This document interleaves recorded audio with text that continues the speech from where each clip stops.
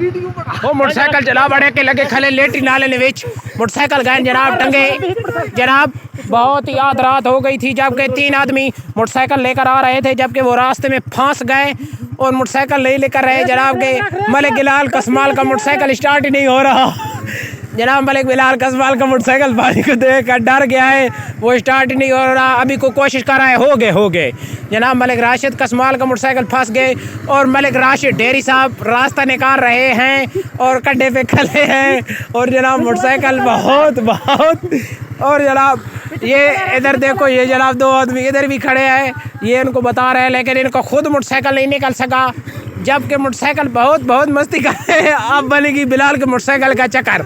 एक तो निकल आया एक तो निकल आया, एक तो मोटरसाइकिल निकल आया, लेकिन जबकि बिलाल कसमाल का मोटरसाइकिल अड़े के लगा हुआ है। अब जनाब मलिक बिलाल कसमाल का मोटरसाइकिल आ रहा है, अब इधर राशिद कसमाल ढेरी वाला मोटरसाइकिल को जोर लगा रहा है, जबकि पीछे से मलिक बिलाल कसमाल मोटरसाइकिल में पानी डाल रहा है।